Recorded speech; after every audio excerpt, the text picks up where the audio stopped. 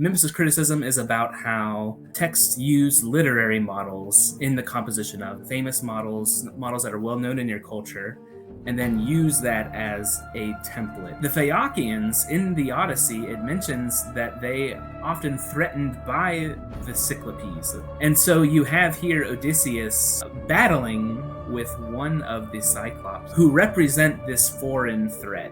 And so in that sense, it would make sense for Judith to imitate Odysseus in this situation. The Cyclopes representing a foreign threat to the Phaeacians, the Assyrians representing a foreign threat to the Israelites. So a storm hits the ship, wrecking the boat as they get close to land. And because of Paul's instructions, everybody lives. They goes to a house of a rich person on the island, and then he's well received there, and they send him on his way. All of that sequence especially should call to mind the Odyssey.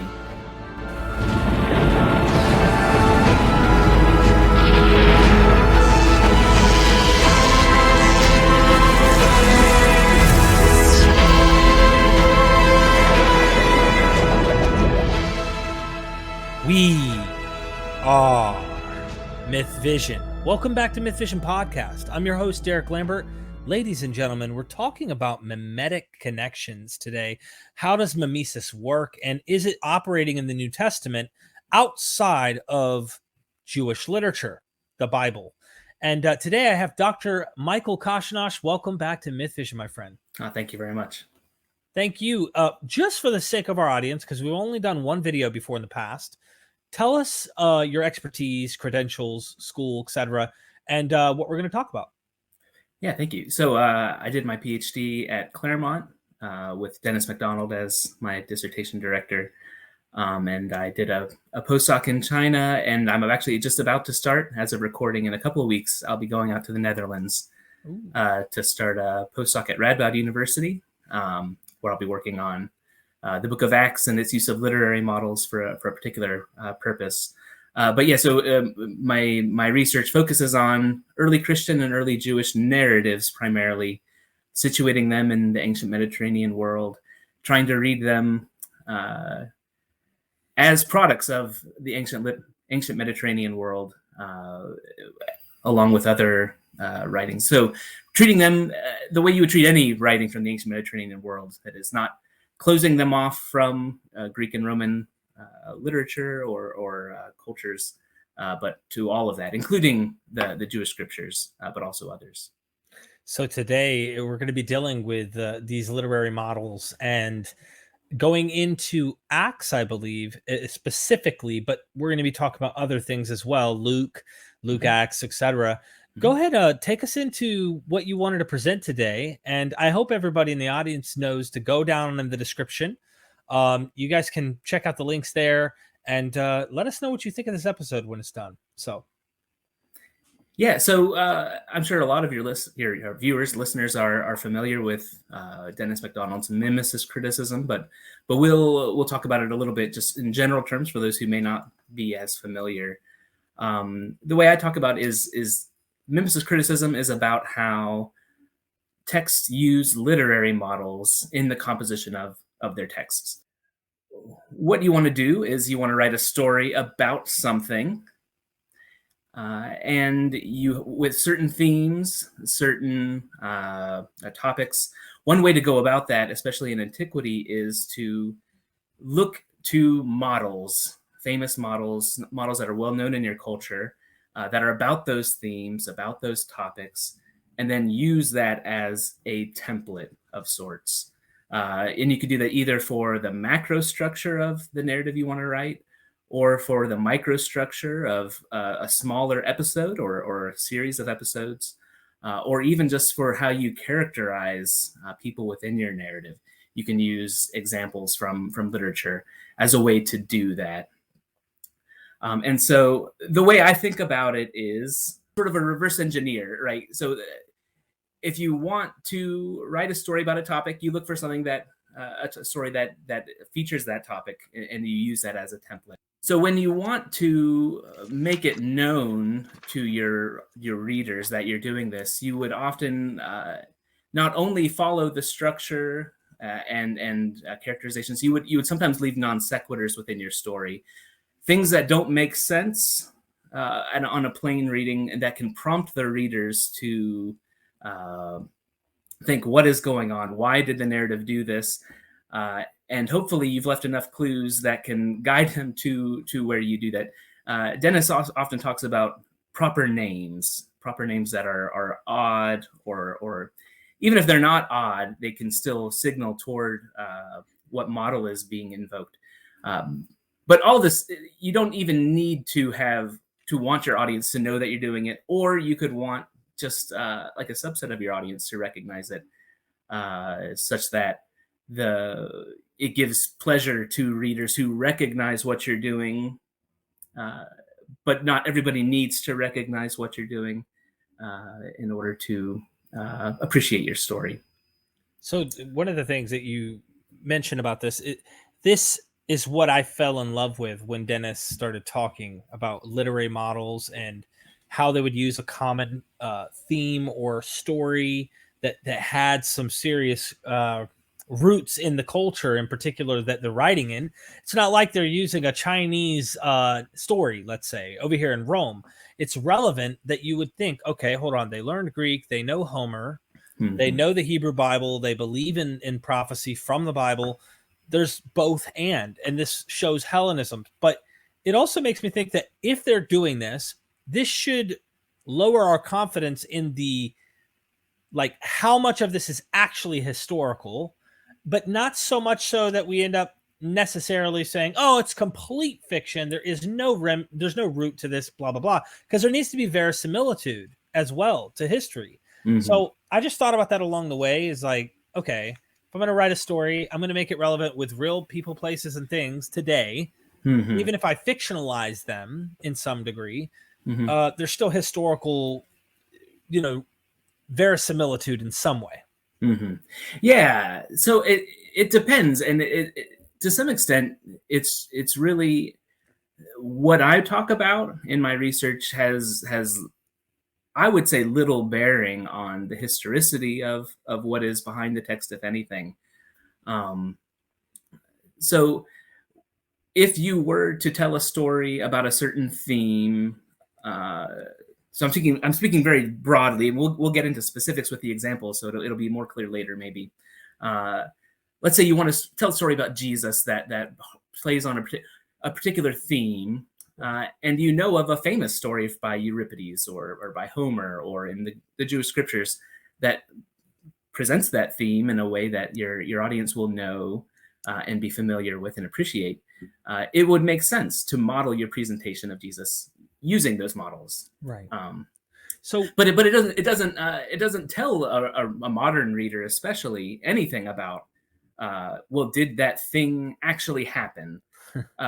It might have, it might not have. Right. What we know, or what I think we can know, is that writers told their stories using models. And so you had David Litwa on. That's what I was going to ask you about. Yeah. And so I admire his work. It's a little different from what I do, but he likes to talk about cultural tropes. And so there are certain ways that you tell certain kinds of stories in antiquity that have cultural logic to them. So if you wanted to tell a story about whatever, an exorcism or something, there are certain ways you do that. It's very generic. And I think he's right. I mean, I think there is an extent to which that's true. But there are also times where there are particular literary models that the author has in mind, as far as we can say, right? We don't know. We can't interrogate the author to find out what they had in mind. But there are clues, and you can argue about the credibility of the claim that the author is imitating a particular literary model as opposed to a generic one. And Litwa himself, in his book, The Gospels, How the Gospels Became History, he even in that book refers to the Gospels imitating Jewish scriptures, like particular in the way that MacDonald would talk about. So they're not incompatible. It's just a matter of where he or I or anybody else would land in any particular case.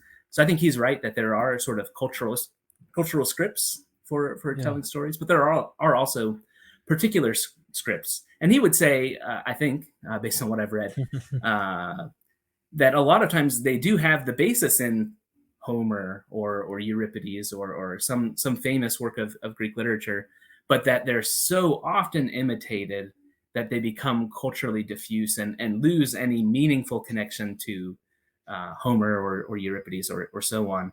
And in some cases that may be true, but I don't think that should be presumed ahead of time. I think there is an argument to be made one way or the other. If you could tell us how Luke is imitating First Kings, because you brought this up in our Better Call Paul Saul episode somewhat, but this would be good to get into again. Yeah, so this is I actually don't remember talking about. Do we talk about Luke's gospel in that episode? No, actually, it was Acts. So Acts definitely. Acts talks about. Yeah, no, that's fine. I couldn't remember, to be honest. So the book of Acts, as we talked about in our last talk, does imitate the presentation of Saul in 1 Samuel, right? But here we can talk about how the Gospel of Luke imitates. It's First Kings, so it'd be a couple books later, but in the same series of books in the Jewish scriptures. So here's where I said it would make more sense when we talk about specific examples. So I said before that you want to think about an example of a type of theme in earlier literature. This is what I would think is happening. It's easy to imagine that Luke, which we'll call the author of the Gospel of Luke for convenience sake, that Luke wanted to tell the story about Jesus as a miracle-working prophetic figure who had a particular interest in those who are on the socioeconomic margins of society.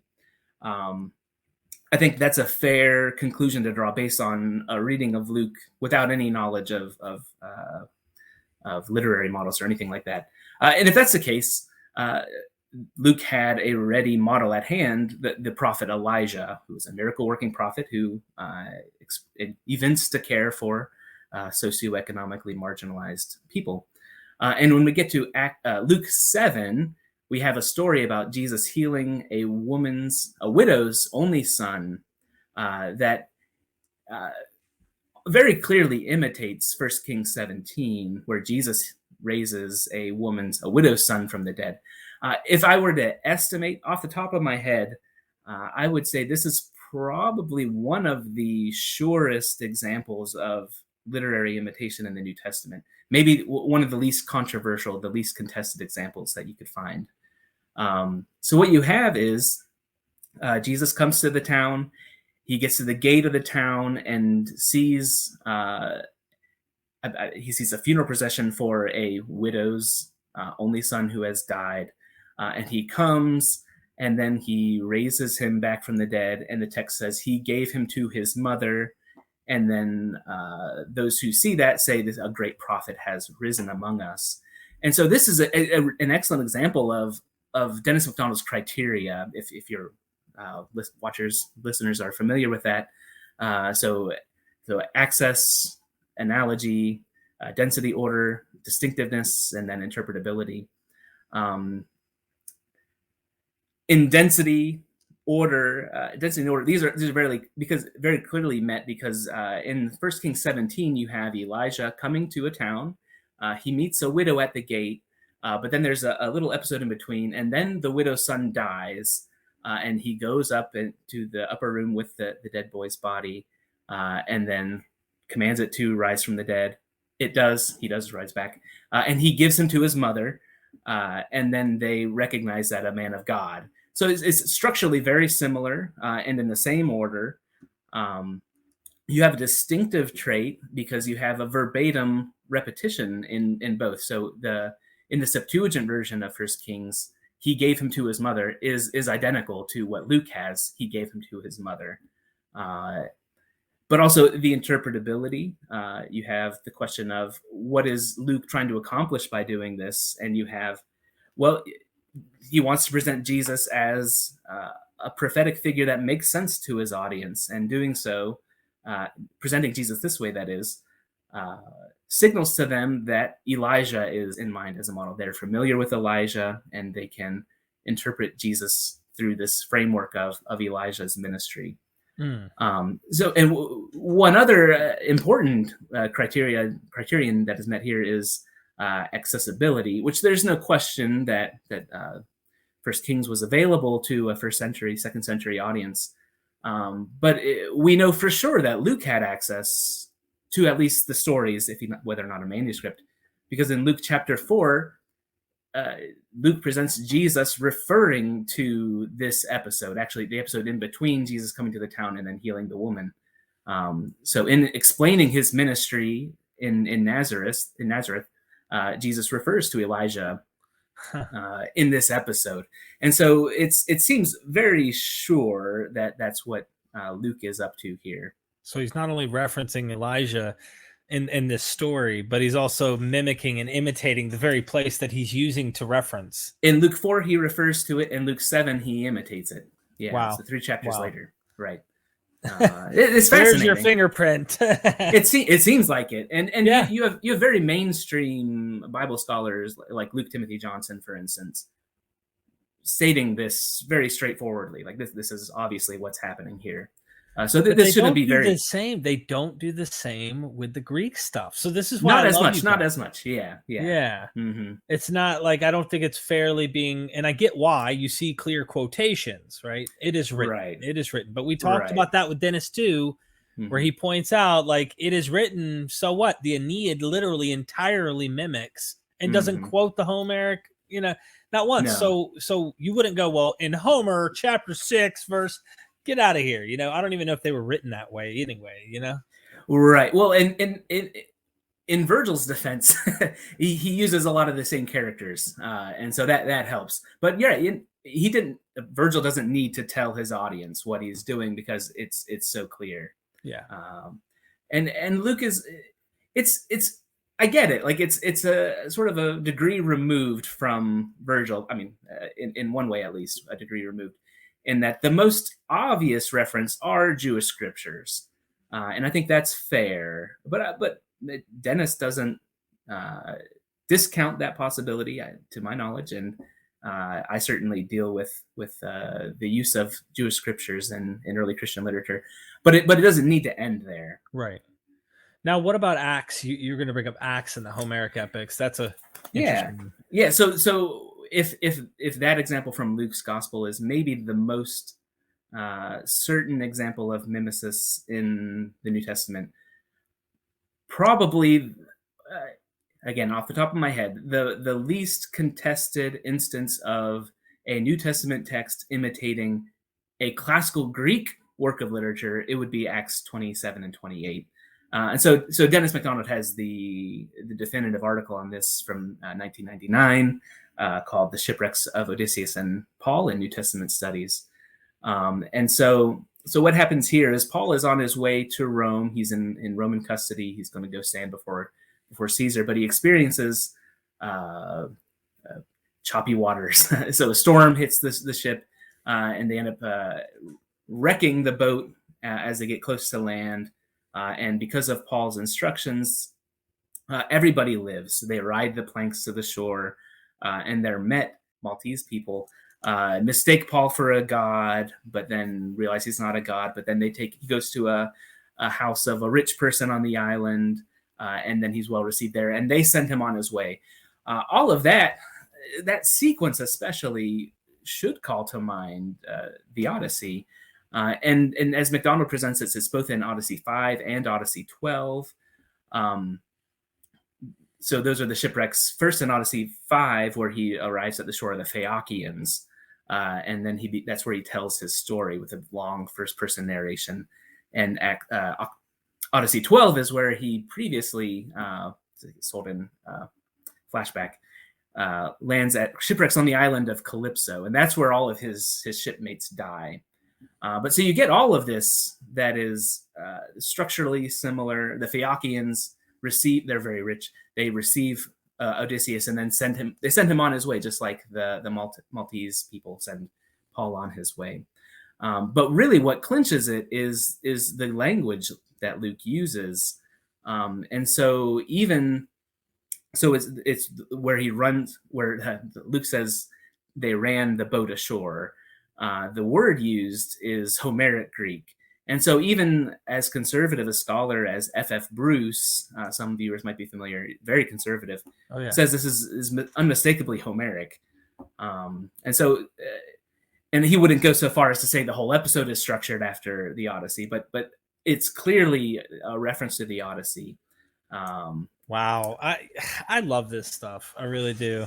And so Dennis, in his article, he talks about the reason for this is to contrast Paul with Odysseus. Paul saves everybody's lives. Odysseus saves nobody but himself. That's right. And so not a hair on their head. Yeah. Right. Yeah, they're all safe. They were actually after they're shipwrecked, the soldiers wanted to execute all of the prisoners, but Paul prevented it via the centurion that was friendly with Paul. Wow. Okay, so you want to tell us about the couple examples of earlier Jewish narratives, Judith, Joseph, and Asinith? Is it Asinith? Asinith, yeah. Asinith.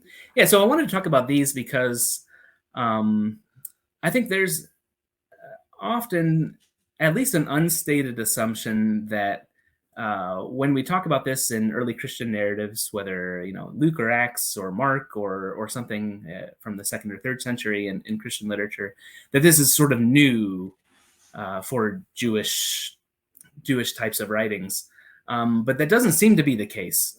So here there are two examples I want to talk about from Judith and from Joseph and Asinith. Judith, I'm working on an article on this right now, so it's not available. It's not finished yet. And Joseph and Asinith, I have an article that was published a year or so ago, but is not very accessible, unfortunately. So I'll be building off of that.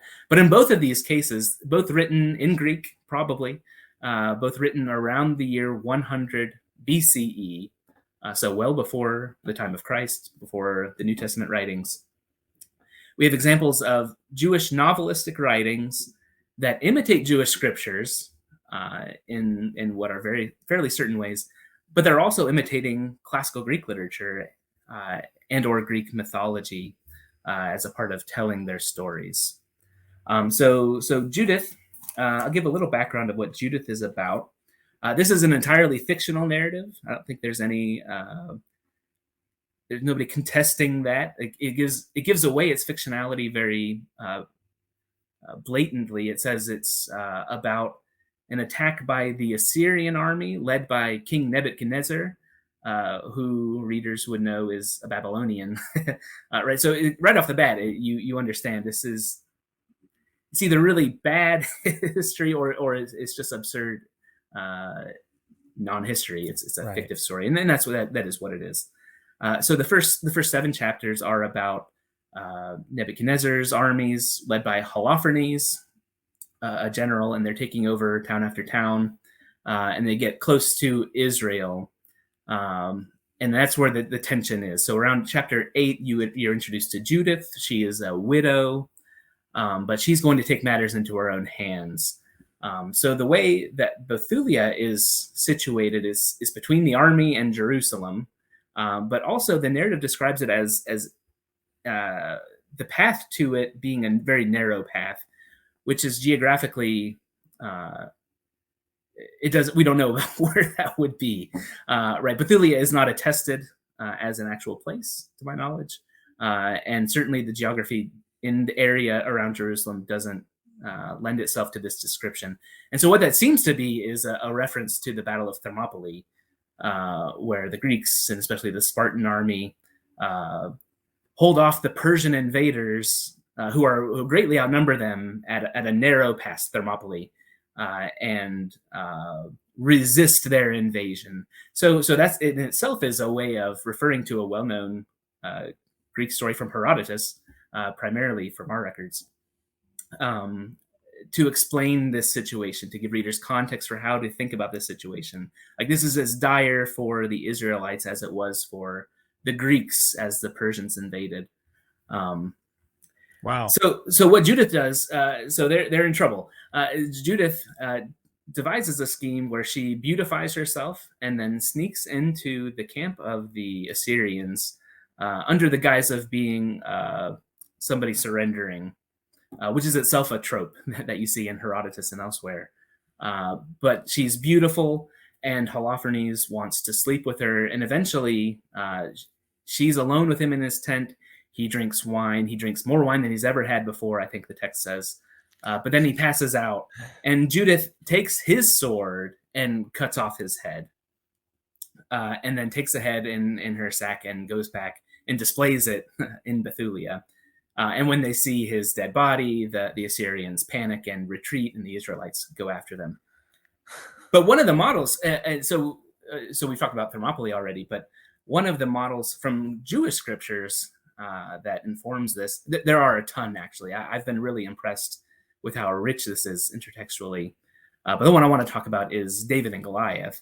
So that's a fairly well-known story from First Samuel, right?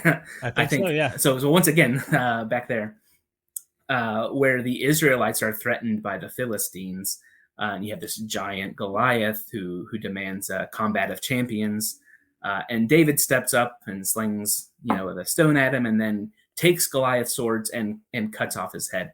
And the Greek phrase "he cut off his head" is identical to what Judith has for "she cut off his head."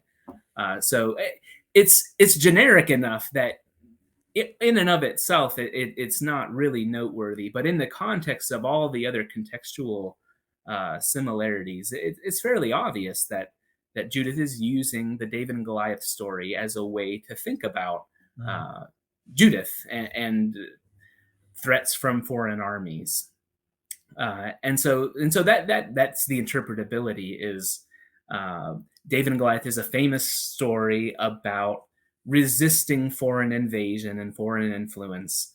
And the Judith narrative uses it as a model for that exact same purpose. It was probably written at the time where I believe it's the Seleucids were threatening the Maccabeans. And so, I'm a little bit out of my it's okay.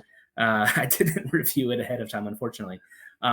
But it seems to be used as a model for that situation where they're facing foreign invasion, the threat of foreign invasion, the threat of foreign rule. And so it's a way of thinking about resistance. It's a model that was ready at hand.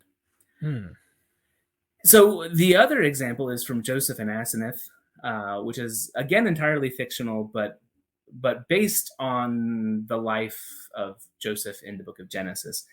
So it takes that detail that Joseph was married to an Egyptian named Asinith and sort of expands that, probably motivated by questions of, well, wait a minute, I didn't know we were allowed to intermarry here. And so explains why it was appropriate for Joseph to marry an Egyptian woman. And that's the first 21 chapters of, I think, 27. So most of it is about Joseph and Asinith, their romance, and how it becomes appropriate for them to be married. But my interest is actually in the second half, which is like the last third, chapter 22 to 27, which is about a battle between, it culminates in a battle between the son of Pharaoh and Benjamin, Joseph's brother. So again, this is the Genesis. These are Genesis characters. And Benjamin goes to the Wadi, takes some smooth stones, slings one at the son of Pharaoh's head, and it knocks him down almost dead. And then he goes around slinging rocks at all the different soldiers that were with him. This is very much David and Goliath. But then they think he's dead, but then the son of Pharaoh gets up, and Benjamin goes to finish him off, and he took his sword. And again, the words there, he took his sword, is identical with the Septuagint of David taking Goliath's sword. And he was going to finish him off, but Levi talks him out of it, though the son of Pharaoh ended up dying anyway. And so there's a lot there in terms of Benjamin being called a young man, a young boy, just like David is called a young boy over and over again. So there's a lot in there that wow. connects the story with David and Goliath. But what's really interesting, to me at least, is that in this instance, you have a story being used counterintuitively.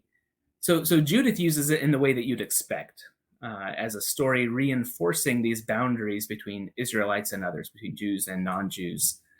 But the author of Joseph and Asinith, remember, this is a story about Asinith converting to Judaism. And the son of Pharaoh wants to abduct Asinith. Like, he's an Egyptian, she's an Egyptian. And so the story uses the David and Goliath paradigm against breaking up this intermarriage, right? It would make sense. It would be intuitive, at least, if they use the David and Goliath narrative as a template for breaking up an inter-ethnic marriage. But it's the opposite. It uses a story that's about the boundaries toward the end of breaking down the boundaries in some cases, at least. Do we have dating on that? Because that well, it's contested. I place it around more or less the time of Judith, so about 100 BCE. Some people argue it's later, and some even argue that it's Christian as opposed to Jewish. Right. Or just Jewish. I only ask because Jewish or Christian, it doesn't matter to me. Both groups, well, especially Christians, they've opened that door, in intermarriage and things like that. As far as if you were to put like this tribe or whatever, like, because the Jews saw themselves as an ethnic, somewhat genealogical model fits, while they've opened their doors open to others as well. But I'm reading a book right now. Where did I have it? Jews and the Roman Rivals. In there, she shows all the Jewish literature about how Jews were starting to like open up their doors, and like if you married a non-Jew and things like that. So it seems like right around this time that you're describing, it's possible that this like another narrative is kind of spinning into the current issues of how, no, stop telling us we can't marry. This isn't Ezra and Nehemiah. This is like a whole new age, Right. Yeah. Well, that's right. This is just one voice among many. There's a spectrum of beliefs among Jews. I refer to the earliest Christians as just Jews, like Christ following Jews, Jesus following Jews, right? So they fit on that spectrum of attitudes toward the incorporation of Gentiles. It wasn't a new innovation of Christians. There are examples, the precedents from centuries before. Even prophets talk about sometimes apocalyptically in the future Gentiles being brought in. So it's not a foreign concept to Jews, but it was very much contested. How many Gentiles, under what circumstances Gentiles, what would be required of the Gentiles. So it's a very multifaceted issue, and you can't look at one text and say this is the Jewish view on the incorporation of Gentiles. It's way more complicated and variable than that. But so go ahead. So we didn't talk about.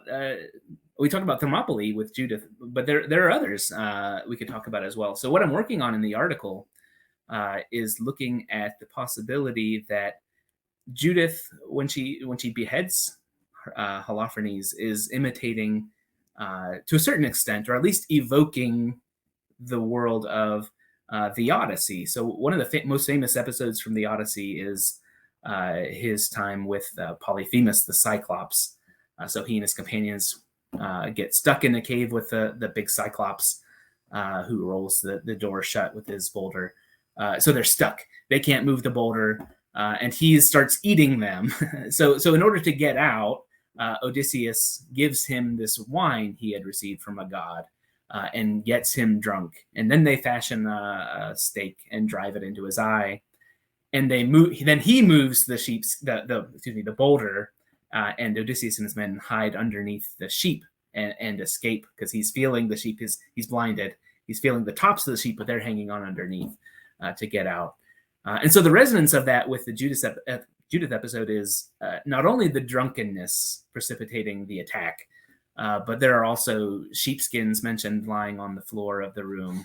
But I guess those are the main things that unite the two. Wow. stories. So even in those literary texts that aren't in our Bible, we can see imitation potentially not only from Jewish literature, the Bible, right, but also non-biblical literature, like what you're describing here. So this is fascinating. That's right, and it makes sense. It makes sense because if memory serves, Odysseus is telling the story to the Phaeacians. If memory serves, I need to double check this before I hit submit to the publisher. The Phaeacians in the Odyssey, it mentions that they are often threatened by the Cyclopes, plural of Cyclops.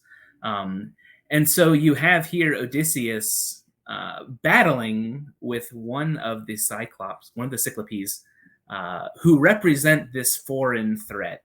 And so in that sense, it would make sense for Judith to imitate Odysseus in this situation. The Cyclopes representing a foreign threat to the Phaeacians, the Assyrians representing a foreign threat to the Israelites. And so, I mean, that's really the theme of almost every model I've seen in the New Testament. Judith. If you look at with the pigs, I mean, in the Legion, that would be a foreign threat. They would be the Romans. So it's obvious there's a potential continuation in this vein. Yeah, I think you're right. And you're referring to what the work Dennis has done with Mark, with a Gerasene demoniac. Yeah, exactly. Yeah, I jumped right there. It's fine. I followed you. I wanted to make sure everybody else did. Yeah. But so we can go one more thing with Joseph and Asinith. So we talked about its use of David and Goliath, and it obviously uses the story of Dinah and Shechem, but I won't get into that. One other thing that I argue in my article is that it uses the Helen story from Greek mythology. So I don't point to a specific text that tells it. I just say it's referring to the mythological story that was well known about Helen. So Helen is the reputed to be the most beautiful woman in the world. And when it comes time for her to be married, a lot of suitors come to court her. And she has to decide among them. But there's quarreling among the suitors because she's so beautiful. And so Odysseus, who is there, comes up with a scheme with Helen's father that all of the suitors should agree to honor the selection of a husband for Helen, forming a pact that if anybody violates the marriage that ensues, they would all come together and go to war against that person. And then that's what ends up happening is later Paris visits Helen with Menelaus, who was her husband, and takes her back to Troy. And then that evokes the pact among the suitors, and that's how you get the Trojan War, right? So all of that is sort of the foundational story that underlies why we had the Trojan War to begin with. At the beginning of Joseph and Asinith, you have a very similar setup. So Asinith is very beautiful. There are suitors who want to marry her. But there's one in particular who doesn't come, is the son of Pharaoh. He's not allowed by his father because of a class issue. She's too low for him, according to his father. So just like Paris doesn't he's not one of the suitors for Helen. The son of Pharaoh is not one of the suitors for Asinith. And then later already readers reading Joseph and Asinith can maybe expect, maybe the son of Pharaoh is going to play the role of Paris and try to abduct Asinith, and then a battle will ensue. And that is in fact what happens. The son of Pharaoh schemes a plot to abduct Asinith, and then a battle ensues that ends in his own death. Wow. With a stone hitting him in the head. Oh, that's right. Which I don't think is the same with Paris.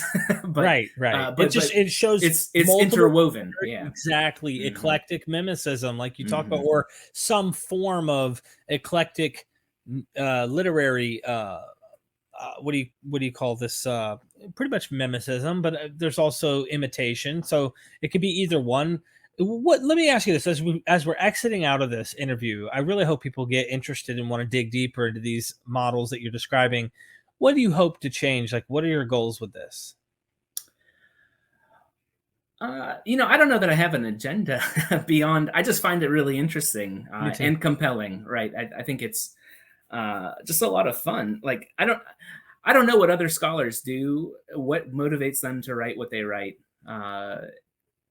But for me, I just find it really interesting, and it's actually a source of joy and fulfillment to work on it.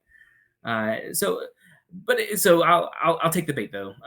What I'd like to see happen is maybe a bit blurring the boundaries between Greco-Roman and Jewish, or Jewish and Christian, or Christian in antiquity, especially, because these writings written in Greek, for the ones I'm thinking about at least, are products of ancient Mediterranean literary production, and we shouldn't think they're exceptional unless there's evidence supporting the exception, right? You shouldn't a priori say these are exceptional because they're in the Bible.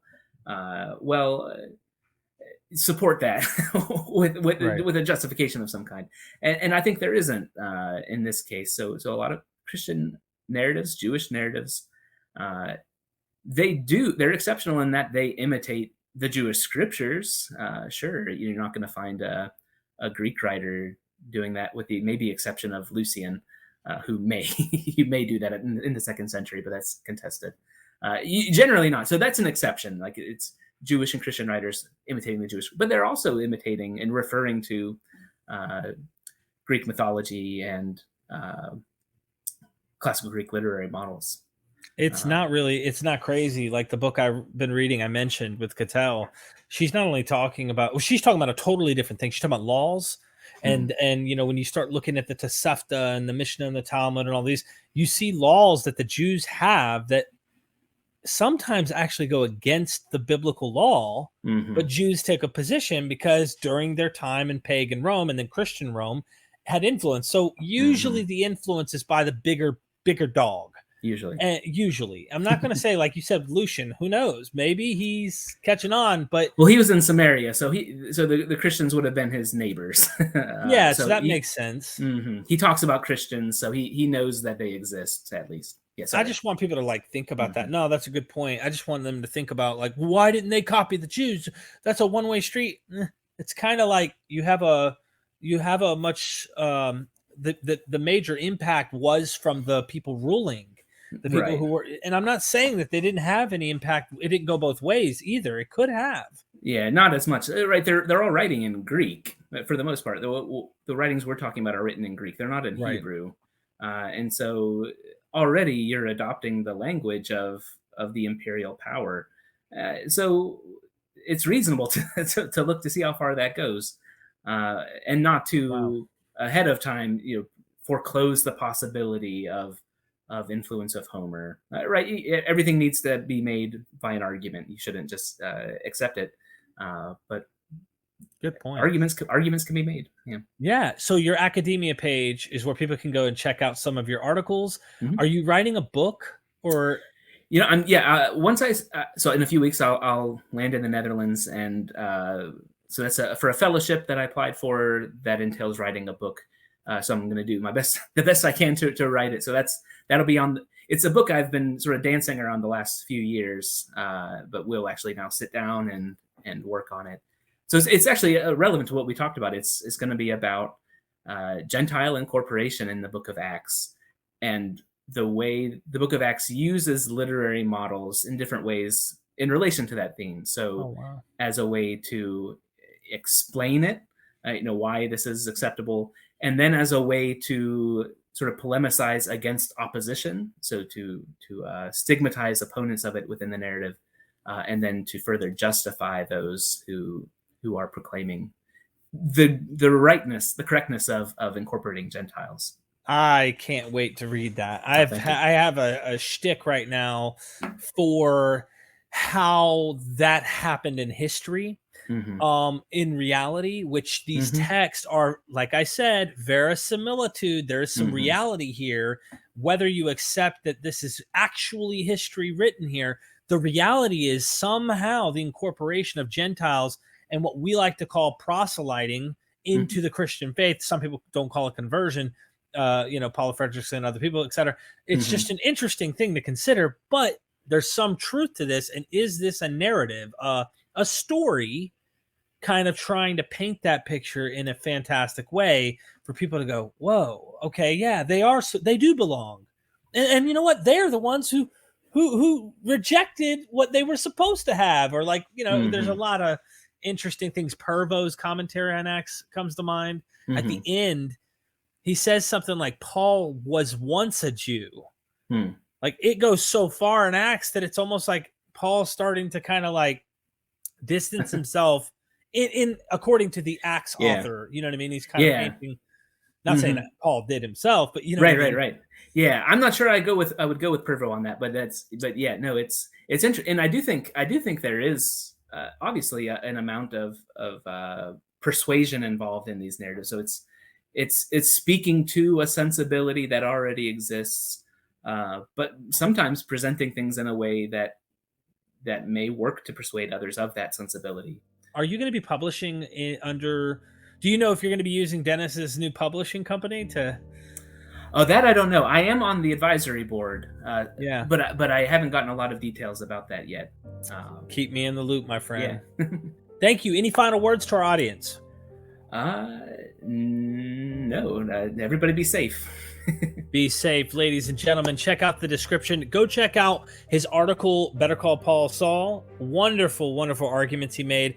Really blew my mind when I read it, and then we did an episode on that before. So go check out our previous episode, and never forget, we are MythVision.